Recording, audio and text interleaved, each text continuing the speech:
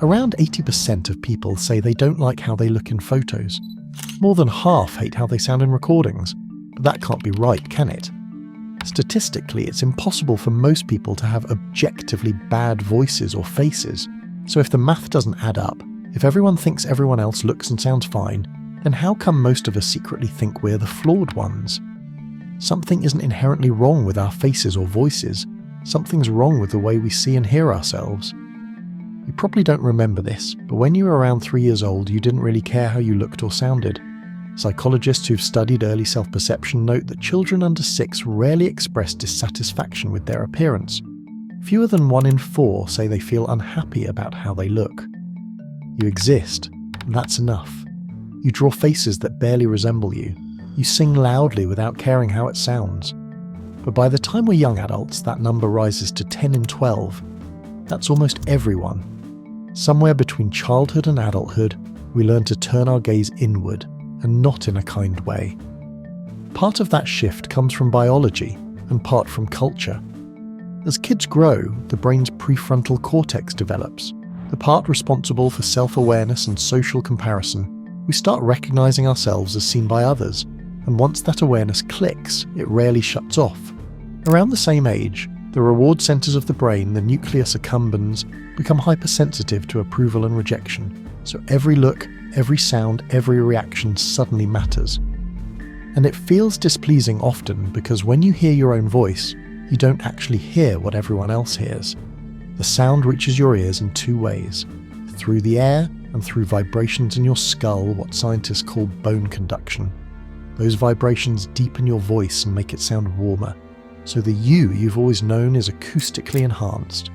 When you hear a recording, that bone resonance disappears, leaving you with a thinner, higher-pitched voice that's bound to feel unfamiliar. Ironically, a 2013 study in the Journal of Voice found that when participants listened to recordings of themselves without being told whose voice it was, most actually rated their own voices as more attractive than those of strangers. The hate only shows up when we realize it's us. The same illusion happens with your face. The image in your mirror is flipped left and right. The only version of yourself you've truly learned to recognize is a reversed one. Psychologists call this the mere exposure effect. The more we see something, the more we tend to like it. In a 1977 study by Robert Zayonk, participants were shown 2 photos of themselves, one regular and one mirror flipped. They overwhelmingly preferred the mirror version. Their friends, however, preferred the normal one. In other words, we're most attached to a version of ourselves that no one else ever sees. And that's when familiarity bias, the very mechanism that helps us feel comfortable with the world, turns against us. Every time you see your reflection, it reinforces an illusion. Every selfie, every photo tag, every voice note breaks it again. That's why you cringe. Not because you look bad, but because you're seeing a stranger you've been told is you. Even actors and singers struggle with this. Adele once said she can't stand hearing her own recorded voice because it doesn't sound like her. Keanu Reeves avoids watching his movies for the same reason. What we're reacting to isn't really the sound or the image itself. It's the mismatch between our internal model of who we think we are and the version that exists out there, in the world.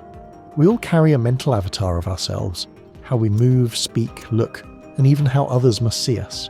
When reality doesn't line up with that model, it feels wrong. Psychologists call this the self-discrepancy theory. The idea is that inside us there's not just one self. There's the actual self, who we are right now, the ideal self, who we wish we were, and the perceived self, who we think others see. Whenever those don't match, we feel discomfort, shame, embarrassment, even self-hate. And most of us live with that mismatch every day more than humans ever had to deal with, thanks to, you guessed it, social media. The average person now sees their own face more in a week than people a century ago did in a year. Meta-analyses show a consistent link between time spent on visual platforms like Instagram and higher levels of body dissatisfaction.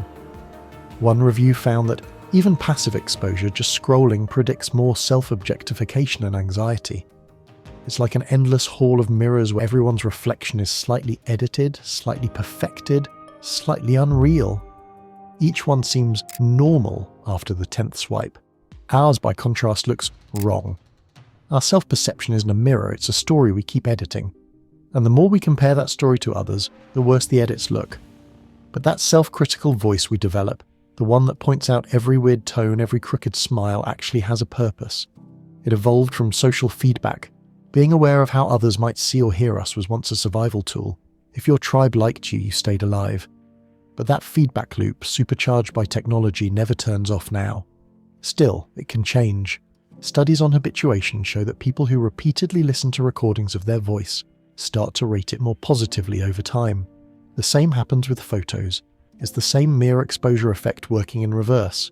The more you face your image, the less alien it feels. And with time, the curve can bend back. A 2021 study in body image found that adults in their 40s and beyond reported steadily increasing satisfaction with their appearance and self-image. Psychologists call this the maturity effect. As self-focus gives way to experience, we start seeing our bodies less as statements and more as vessels. You realize your face has changed, your voice has changed, but you've carried both through everything. Heartbreaks, friendships, grief and success. They stop being mirrors and start being maps. To see ourselves not as we appear in passing reflections or filtered clips, but as something in motion, something changing is what matters. Because nobody else has the version of you that you do. The voice you hear through bone and blood, the reflection you've watched grow older, that's yours alone. The world sees one side, you see another, and between them, somewhere in the mismatch is who you actually are.